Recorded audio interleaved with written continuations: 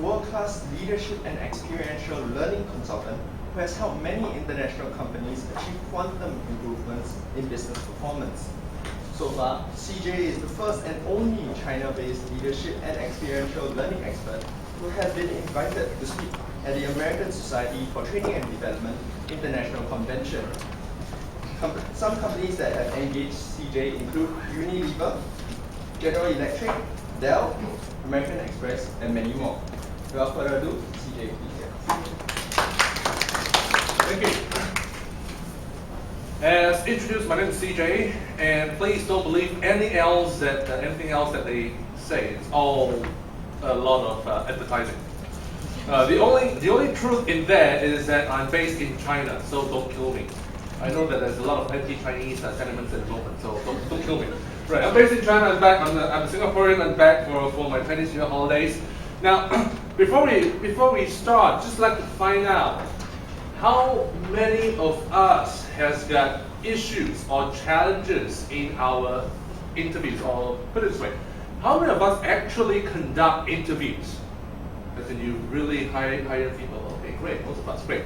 Now, how many of us face issues or challenges in hiring new people? Anyone? Okay. What are some of those issues? So would you like to just share? They stay too long. They want too low a pay. That we got too much budget. We could hire two of them and only one of them turn up. What kinds of issues, challenges, or problems do we face?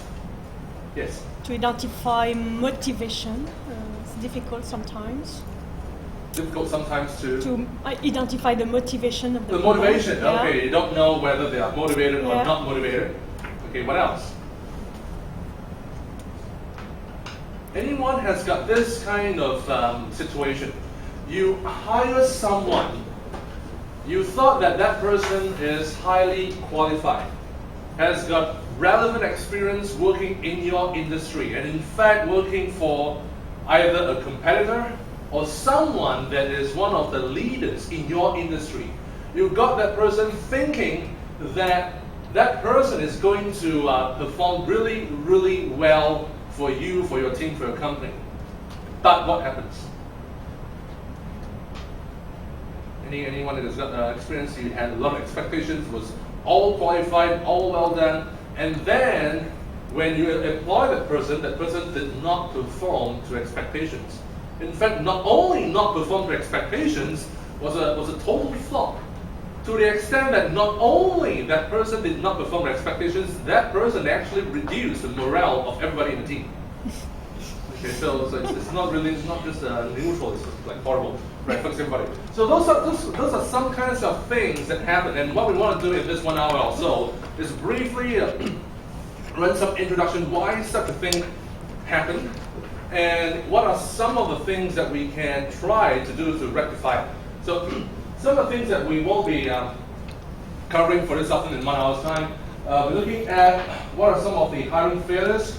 We're looking at two distinct criteria which I'll explain later on. When we hire people, or even when we pick people and select people to be part of our team, there are roughly two categories of criteria. One is called suitability, the other one is called eligibility. I will go to that in a while. And of course, we want to have some good interview questions that actually helps us to understand a little bit more about that person's attitude, about that person's motivational skills, or what are some of the motivational factors that may or may not motivate this person. And hopefully we can find people that are less motivated by money, so that we can pay less and get the person to work more. Yes? So that's what we want. Right, so some of the studies that we had. 46% of newly hired employees will fail within 18 months. This is based on a worldwide study. You hire someone, half of those you hire is going to fail within 18 months, within 1.5 years. How do I mean by failure for new hires? It doesn't mean that that person work for 18 months or within 18 months leave. Either you fire that person or the person didn't feel like working for you and left. Not only that, hiring failures include if that person did not perform to your expectations. You expected to hire a star player. You expected someone that is really, really good. That person performed okay, but not to that extent that you initially expected. That is considered as a hiring failure as well. So, yeah, we'll just find out who will be the last one to come in. And, yeah, 46% of the time, 46% of the time, you hire someone. It's that person either will have the total complete failure or somehow do not perform to your expectations. While only 90% will what they call overachieve your expectations. Right? 90%, about 20% of the time, 1 in 5 will perform beyond your expectations, supersede or exceed your expectations. Half the time it's below expectations, or sometimes even worse. Right? Some of the reasons why you have hiring failures is this. Number one, people are not coachable. You ask them to do something a little bit differently from the past, they just could not change. Right? What do I mean by differently from the past? It could be learning a new skill. It could be using a new piece of equipment, such as the iPad, or something that is new. I mean, a lot of sales positions today have to use a lot of new fancy, what they call mobile devices. Right? It can also be adjusting to new rules and regulations that are different from their previous employer. So these are coachability. Are they willing to change? So emotional intelligence. Can they work with other people? Can they work with people within their own team, or can they work with people from other teams, other departments? or are they the type that literally pisses people off? And this is based on a real story. We won't name the guilty company, but it's a very famous software company that most of us has their software in our computers. Stop it at that. Right. So this company, what they try to do is when they are developing new software, they need to have some kind of experts in software technology, in IT, in programming, to go into the development team, troubleshoot what is not going well with the software, with whatever project that they are working, and give pointers, give suggestions on how things can be improved. It turns out that instead of trying to help the development teams to troubleshoot the software, the troubleshooters became the trouble themselves. Why? Because it's a total lack of emotional intelligence. Right, they go in because they're appointed troubleshooter, right? So they wear this troubleshooter hat and just go to the development team and say, that sucks, that is horrible, that is bad, and just went on insulting everybody on the development team who has worked, or who had worked like day and night on a certain software. So everybody was very upset in the development team because of that troubleshooters. Right, so what happened is that this company, unfortunately, is a big company, and company that's good in taking internal feedback, is to look into the situation and actually train and teach these so-called troubleshooters, the what we call developmental consultants, on how to deal with people besides dealing with machines. How they can actually work with the different developmental teams rather than making people upset. Okay, so this is emotional intelligence. Why else new hires fail? Motivation. They are motivated by different factors. Now, if we were to do a survey of, if we were to do a questionnaire and send it to our employees, to our staff, and if you were to ask them, give them a list of options to ask them, what is your biggest motivator at work? What motivates you to work harder? What do you think will be the number one motivator? Make a guess. Some say money. Okay. What else? Recognition. Recognition. What kind of recognition? Appreciation for that. Okay. So as long as the boss says "good job, well done," and I don't pay you that. Just kidding. Just kidding. Okay. Got money. Got recognition. What else? Colleagues. Colleagues. Okay, colleagues, do you like the colleagues? Do you have the right environment and so on? Management. What kind of management? Supportive. How do you mean by supportive? Empowerment. Empower you to do things, give you the right tool to do things. What else? Trust. Trust in what way? Ability and Trust in your ability, give you an assignment, and let you go to do things. It depends on what level of the employees you are looking at. Right? The lower the level, the more frontline the level, usually money features more. Usually, I mean not all the time. The higher the level, or the more things that requires more brain power, the more things that require more sense of so-called fulfillment, we get more things like, can I realize some kind of goal, some kind of achievements? Can I do my own thing? It's mentioned empowered. Am I empowered to do my little own project and get recognition based on that? Okay, so these are different motivational factors. Now, the problem that a lot of companies do is, with regards to motivation, is sometimes we assume wrongly the types of motivation that our hirees may want to get.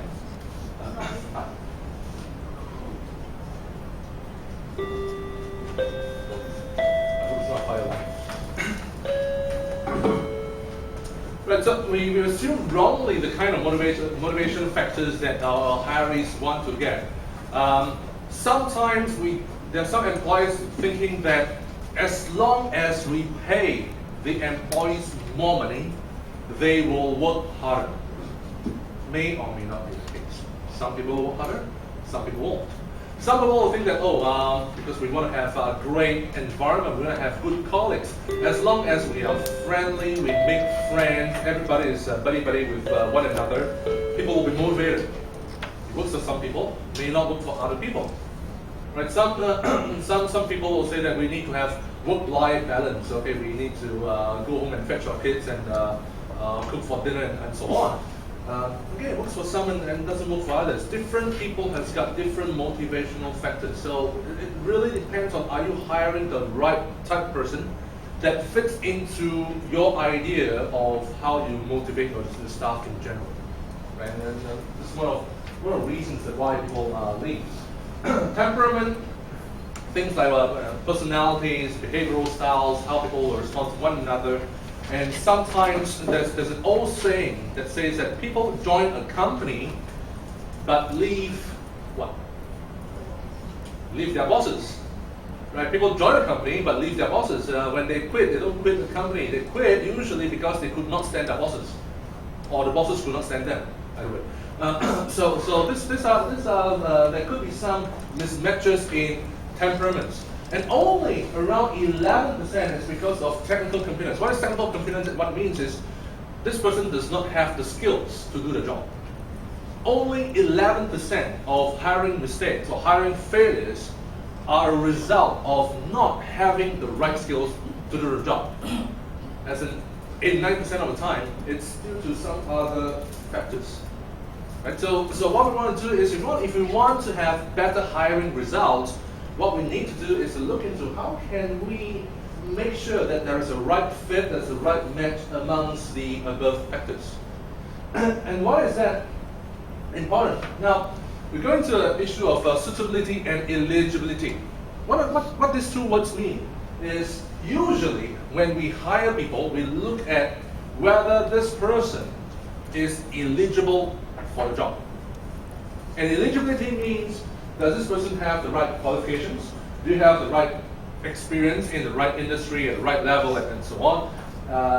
Do you have good references? And when I see you during the interview, can I feel that you're okay? These are what is known as eligibility criteria. And as mentioned earlier on, even when you hire someone that is very experienced, has got a previous experience in competing or even a benchmark company in your industry, sometimes that person may end up as a complete flop. Why? Because there are suitability issues. Right? Suitability issues, it goes into, does this person have a good attitude?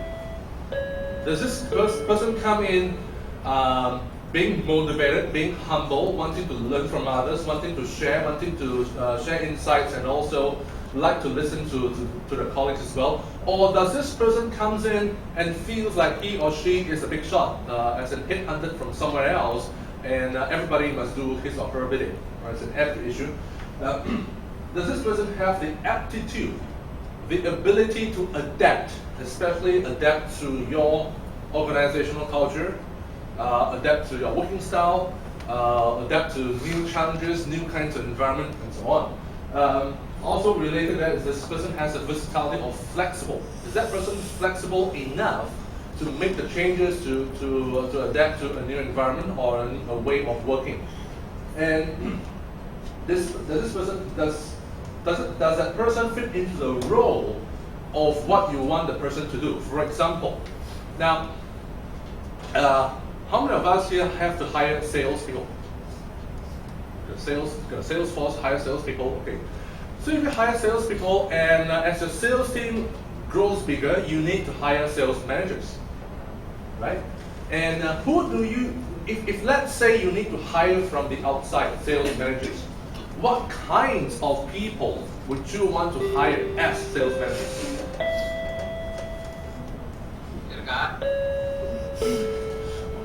What kinds of people do we want to hire as sales managers? We've got sales managers expanding, they're all young salespeople, so we want to have someone with more experience to look after your sales team. So what kind of profile would we want to hire as a sales manager? Make a wild guess. Okay. All answers are right answers. This is not People already, if let's say you have a job profile, if you want to say what kind of qualifications, what kind of prior experience, what kind of person do you want to have to hire as a sales manager? Sales aggressive, right? Someone who was a top sales somewhere, right? Someone who's very good in selling and take care of our sales force. Wrong. Right.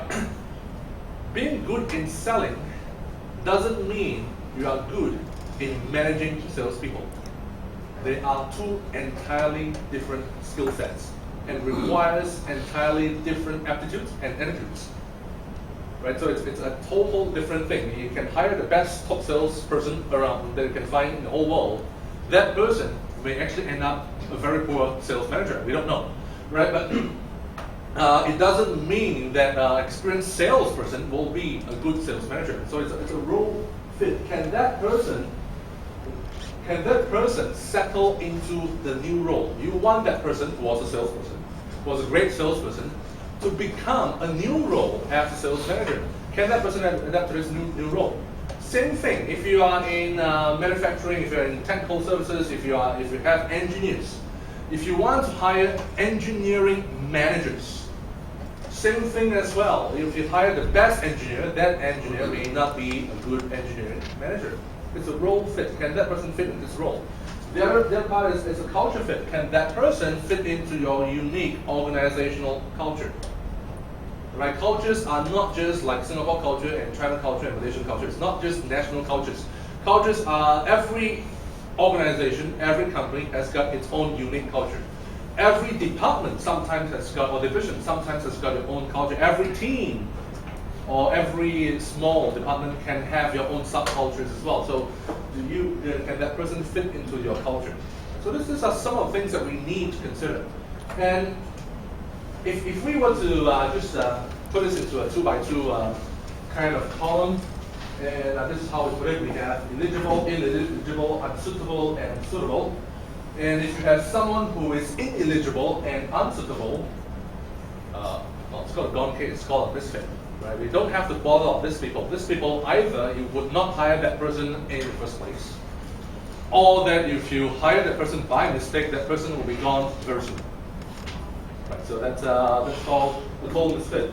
The other part is usually we hire someone. The mistake that we make most of the time is that we hire someone who is highly qualified, very eligible, but does not have the right attitude, flexibility, or the fit into your company.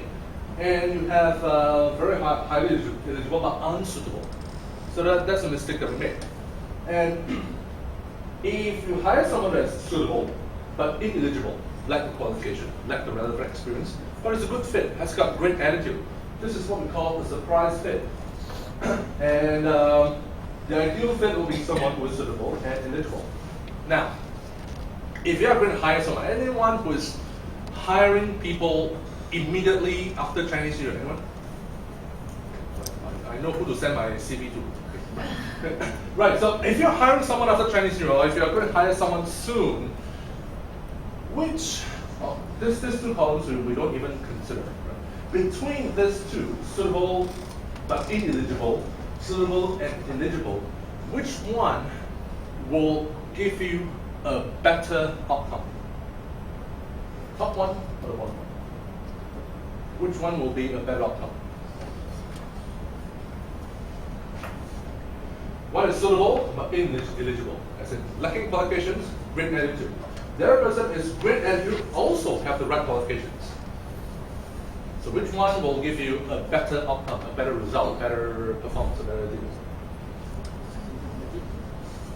Just top one or bottom one? Top one, top one, top one. How many of you would like to pay less but get better productivity? If you are looking to pay less but get better productivity, this is the one. Because this person doesn't have the qualifications. I mean, I'm not trying to be condescending here. It's just to borrow one of the ministers that we have that in the paper say that polytechnic diplomas are good enough and you don't need to have really degree qualifications and all that. Sometimes that actually falls into this category. They actually go for someone that's not that qualified, but not overly underqualified either. Not highly qualified, but has great attitudes and abilities. If you hire someone who is an ideal fit, it is great. You have to pay top dollar for sure. And what will happen after 6 months? If you hire someone here, the person is going to say bye-bye. Well, not so soon, but what is going to happen is, when you get someone who is highly qualified, big honcho in the industry, everybody knows him, is well paid, is very productive also. 6 months down the road, there will be tons of headhunters calling this person. You want to go for a better opportunity? Right? You want to be a bigger manager somewhere else? Right? So there will be a lot more distractions and temptations for this person.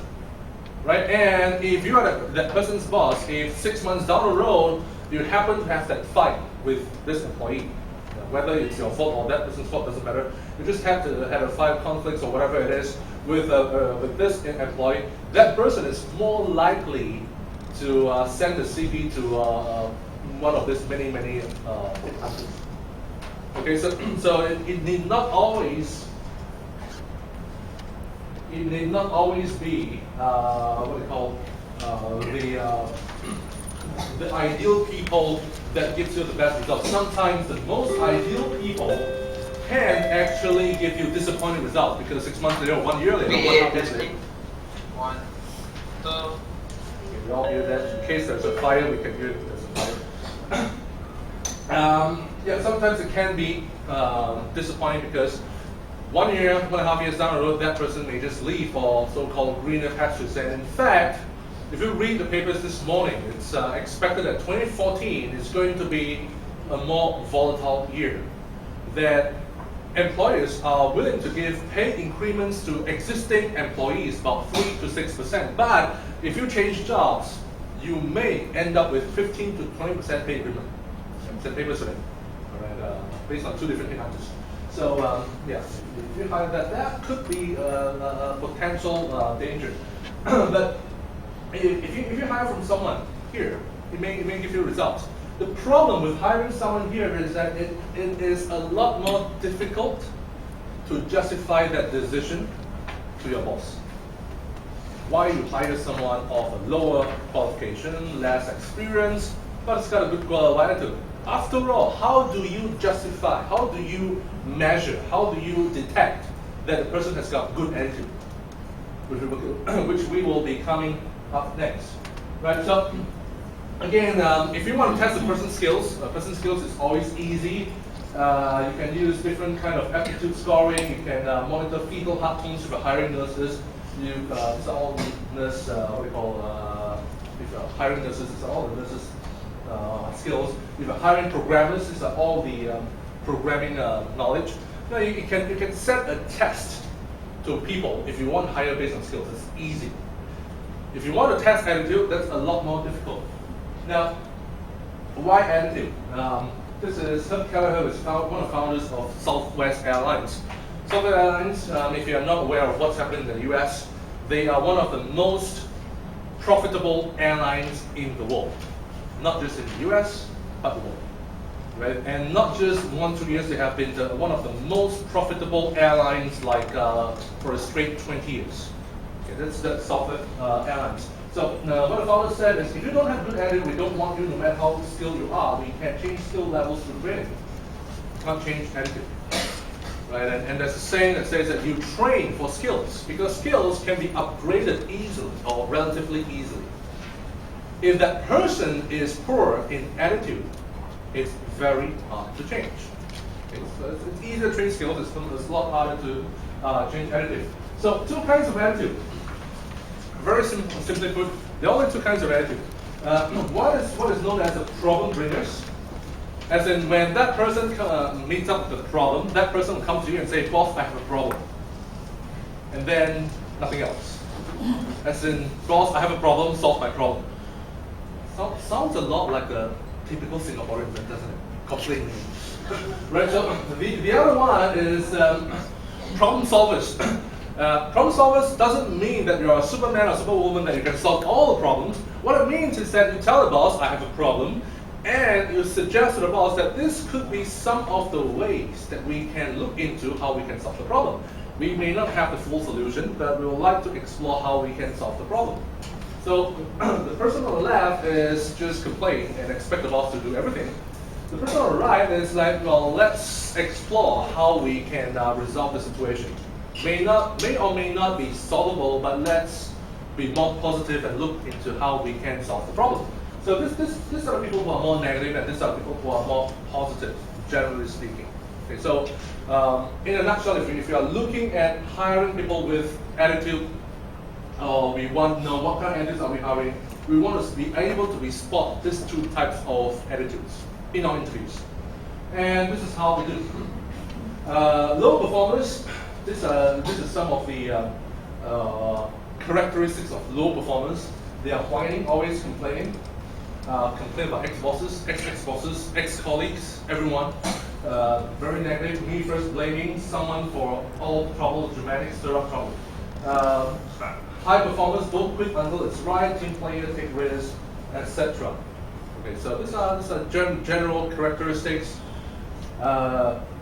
Some of the situations that we can differentiate between the high performers and the low performers. When faced with an opportunity for recognition, high performers will demur, as in more humble, more willing to share the opportunity, whereas low performers step on anyone in order to get that notice or reward. Right? Low performers they may be high performer in terms of personal contribution, but they are going to be low performer in terms of being a team player. So they are going to step onto the heads, toes, and whatever of the team members to get the opportunity. Okay, so these are different shades. When things go wrong, high performers aren't interested in finding a source of blame. When things go wrong, high performers just look into how we can solve the problem. Low performers will find who to blame. Okay, sounds like a lot of politicians, doesn't it? So all around worldwide. So when asked to do something that they don't know how to do, high performers will proactively acquire new skills or ask people. High performers are not afraid to say, I don't know, and I will find out. Low performers, on the other hand, will either say, I don't know, not my problem, or what is worse than saying, I don't know, not my problem? That is, I don't care. What is even worse than I don't care? Not my fault. Even worse than that. I don't know, but I pretend to know. that is even worse. Okay, so these are some of the bad things of low performance. Right? Some things to avoid. Avoid superficial, easily gained questions. Avoid things like "Tell me about yourself." This is a question that is good if you are going for matchmaking. If you are so single and to come about. But you don't have time in that half an hour, 1 hour interviewing time. Some of the questions, what are strengths, especially what are your weaknesses? Think about a time when you go for a job. Now, you are the one who's looking for a job, and the interviewer asks you, what are your weaknesses? And what are some of the standard replies? I worked too hard. I'm too impatient.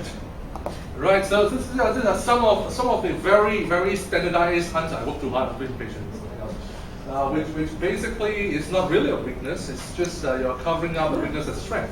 Doesn't give you a real picture. Now, if you really want to find out what is that person's weakness, there are some things you can do. Before you directly ask the person what are your weaknesses, you ask the person, what is your former boss's name, or what is your current boss's name? Just let me know the name so that we can have an idea. And if we would ask your boss, right, in the past 6 months or 1 year, what are some of the constructive feedback that your former boss has given to you? Can you give us some examples? Right, constructive feedbacks or corrective feedback, meaning sometimes at your work you screwed up something or did not do something really well, made some mistakes, and your boss found out about it and actually gave you, either scolded you, criticized you, or very nicely gave you some constructive feedback. So those kind of things tend to be more real. Right? It's not a general weakness, it's a mistake. Everyone makes mistakes anyway. And we want to make it such a way that it's specific and to a certain extent verifiable. Right? If we really want to ask your former boss, we can actually do that check and say, did you actually give that feedback? So we're not really going to do that, but what we want to do is to say that, what are some of the actual corrective feedback or constructive feedback that your boss has given to you in the past 6 to 12 months. So that will be more specific. Hypothetical question, what would you do if something happens? What would you do if there's an earthquake? Well, there's no earthquake in Singapore. If there's a fire in the office building, what would you do? People may answer, I will save my boss first. And we all know that's not true. Right? So it's a hypothetical question then. Sometimes we need to do that because there is nothing in the past to reference for it. What we want to do is we want to reduce that to a controllable level. You have good teamwork skills, right? And what would be the answer? Yes. Something. Right? And if you could be any vegetable, what kind of vegetable would you be? And this is to make it more fun. It's just to make a parody of the so-called psychological questions.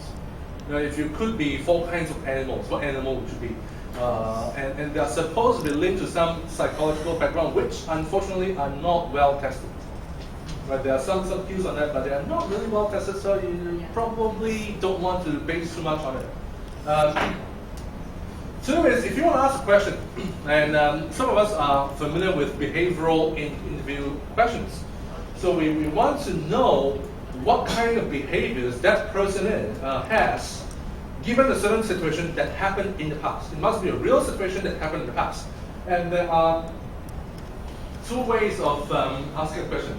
One is, could you tell me about a time you lacked the skills or knowledge to complete an assignment? The other one is, could you tell me about a time you lacked the skills or knowledge to complete an assignment and how you overcome that? Which one will be a better question? Second one? Anyone with a different opinion? Anyone say the first one? Okay. What happens when you ask the second one? Now, think about it. You are now the interviewee. I'm the interviewer. I ask you, think about a time when you have a disagreement with your boss and what you do to resolve it. What will be your answer? your answer is going to be what you did to resolve it. Whether you actually resolve a disagreement with the boss or not, we don't know. But because I prompted you, do you have a disagreement with the boss? Yes. What did you do to resolve it? If you really, really want a job, you'll make up a story on how you resolve that differences with the boss. Right? The first one is why we want to say leave it hanging, is that we want you to just think, what happened when you have a disagreement of ideas or opinions with the boss? We just want to know what happened, right? And that person can say how they resolve it. That person can say how the boss is a person that starts with an A and ends with an E, and decency forbids us to use a word, or complains about the boss, right? We really want to know what that person is really thinking. And based on this question, these are some of the real answers. This is based on real answers. Question is, could you tell me about the time you lacked the skills or knowledge to complete an assignment? Some people answered, happen all the time. That's why I'm interviewing with you guys. That's why I'm changing jobs. That jobs suck, right? My boss sucks, that's why. I told them to find somebody else. Give me a job I don't know how to do, find someone else, not my problem, I don't care. That's why we have customer service, let them figure out someone else's problem. These are real interview answers. Okay, so the thing is, we don't want to lead them to how they resolve it. If they have resolved it, they'll tell you. If they did not resolve it, they'll give you some different pictures. These are some better answers. They're more based in the US for these answers, so you find that they're tweaked towards more American type English. I wasn't afraid to admit that I lacked the skills I needed and was easily able to find a peer who caught me up to speed. I wasn't afraid to admit it, someone taught me and was able to handle it. I enlisted help someone from corporate who was familiar with the tool I did not know how to use. I didn't have to solve the problem from scratch, and it just felt good to share the credit for a job well done. Okay, so these are more positive. We can find whether they are problem bringers or they are problem solvers. So this is in the fine print. I think you can better print out in your notes. There are some sample questions on the right-hand side. The first one is, tell me about a time when a given assignment that didn't really fall into your role. Bad answers or good answers will say, that's never my job. Tell me a time when you identified a problem that your boss needed to know about.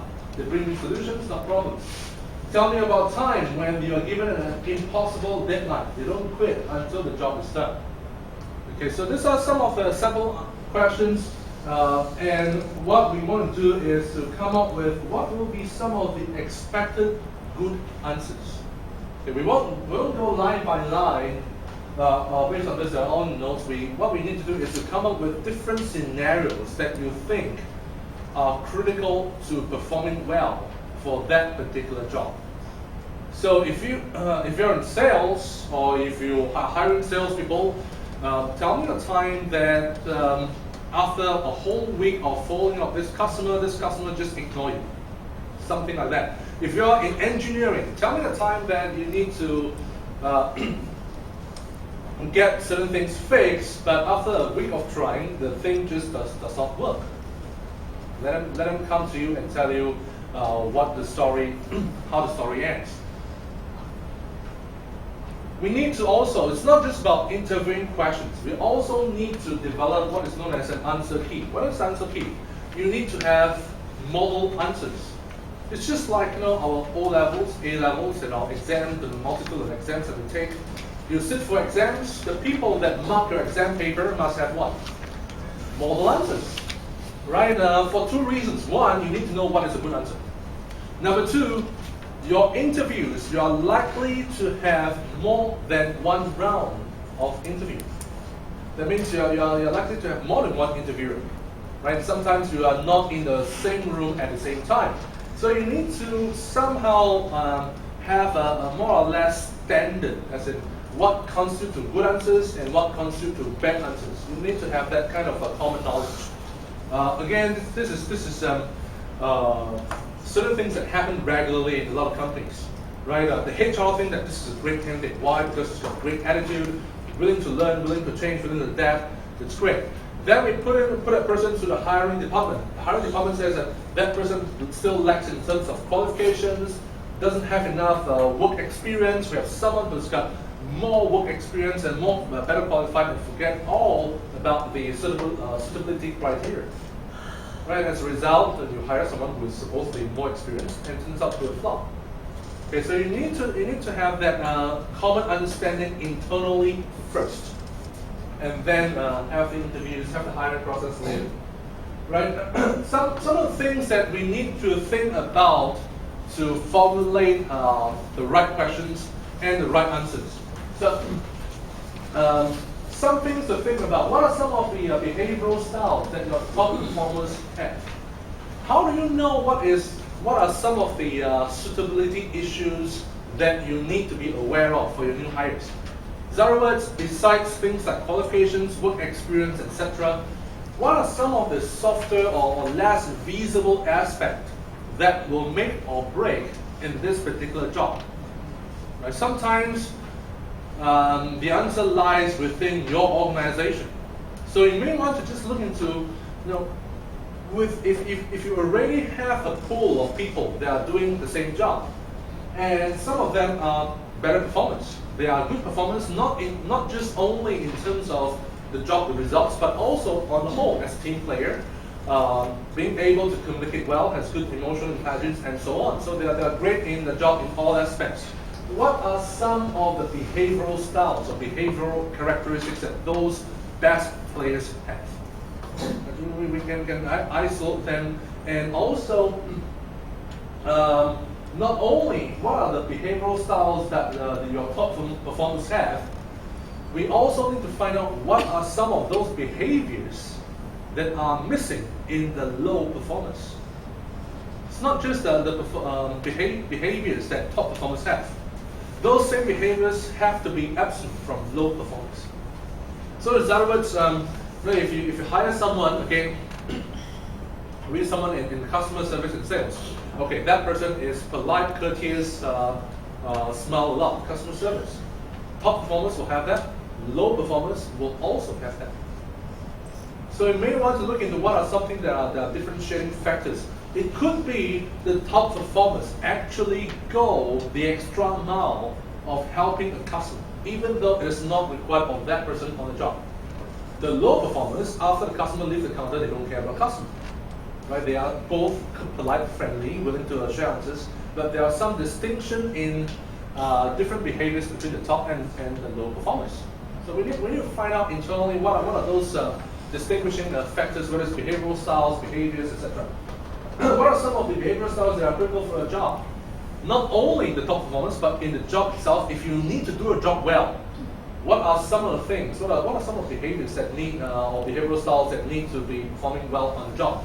So for example, if you need to hire, let's say, a quality control person. Anyone hires quality control? No manufacturing here. Anyone? Okay, we've got MWH, healthcare. Right, so if you want to hire a nurse, right, we may not be in healthcare, but more or less at some point in our lives, we are being serviced by nurses, right? Or our family or relatives are being serviced by nurses. So we roughly know what is required of a nurse. So if you want to hire a nurse, what do you think will be some of the behavioral styles that are needed by a nurse? Caring. What else? Patient. Not only caring, but patient as well, because the patients may actually be very difficult to serve. What else? Caring, patient. What about, does the nurse need to be focused on details? Yes, you've got to be detail oriented. You cannot be, I take the temperature, it's about roughly 37 degrees, I think so. Right? You need to be 36.9 or 37.1. You have to be specific, right? So you need to be more detailed. What about communication? in terms of communication, needs to communicate well with the patient who may not speak their own language, needs to communicate well with the doctors and other nurses as well, needs to work well as a team. So these are some of the criteria, behavioral criteria of the job. Regardless of years of experience, regardless of qualifications, you're on the job, you need to have this set of behavioral styles. Okay, so there are two levels. One is looking to our top performers.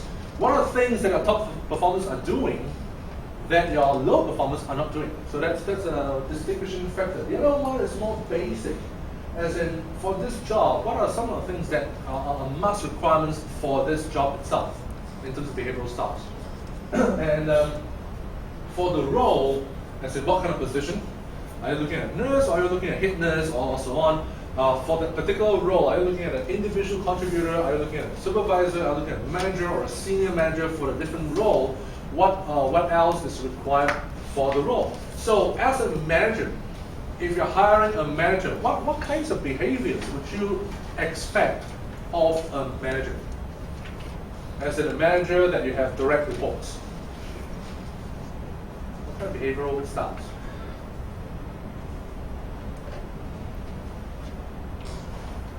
Any manager that will have people reporting to this manager will be responsible for a team of people.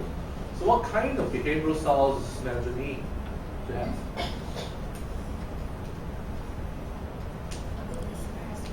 Good listener, can listen to your team. What else?